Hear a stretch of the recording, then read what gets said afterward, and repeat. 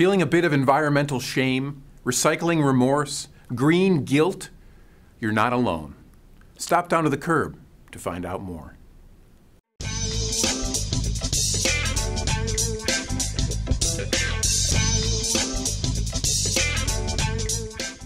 Hello, I'm Waste and Recycling News Editor John Campanelli. Plenty of time to feel guilty in a bit, but first, Waste Management has set a lofty goal: no more diesel trucks. David Steiner, CEO of the solid waste giant, appeared with Jim Cramer on CNBC's Mad Money last week and gave no doubts that his company is now flooring the pedal on natural gas.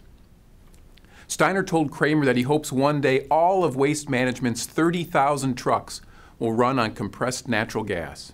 Currently, the company has an industry-high 1,400 CNG trucks. Steiner also said the company is going to build 50 CNG fueling stations around the country, with many of those open to the public.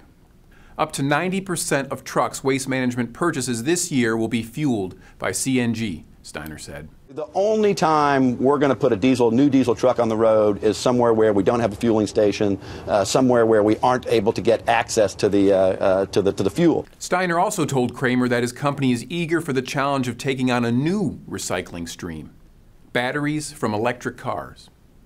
In other news, the Institute of Scrap Recycling Industry's annual convention and exposition convened last week in Las Vegas, and Waste and Recycling News reporter Jeremy Carroll was there. Here's his report. Thanks, John. I'm here at the closing of the 2012 ISRI convention in Las Vegas. Organizers said they had over 6,400 attendees, a record for the annual event. Of course, there were hundreds of vendors showing off their various products, and we got to see some really cool equipment in action. In addition, there were also dozens of technical sessions covering all sorts of topics, including electronics recycling, safety, various commodity markets. And at the start of the convention, a really interesting thing, ISRI put on a live focus group which really highlighted a perception issue within the scrap industry. And John Sacco, chairman of ISRI, told me that's an issue that organizers need to tackle in the coming years. So it'll be interesting to see how they address it. So John, I'm going to throw it back to you because I got a blackjack table that's calling my name. Thanks, Jeremy. Finally, a new survey reveals that we are feeling environmental shame like never before. 29% of us, almost 1 in 3, feel guilty that we could and should be doing more for the environment, according to the survey, which was commissioned by Call to Recycle. That compares to only 12%, about 1 in 8, who felt environmental remorse in 2009. More regret is good, says Call to Recycle CEO Carl Smith. We see this as a positive, he said. The survey shows that Americans increasingly feel an obligation to recycle.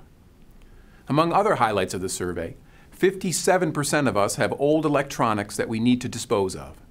52% of us believe that manufacturers should bear the cost of recycling products. And 40% of us believe there's not enough emphasis on environmental responsibility in political campaigns. Wait, that last one can't be right. Politicians are great at recycling. They reuse the same promises every election. That's all for now. Thanks for watching.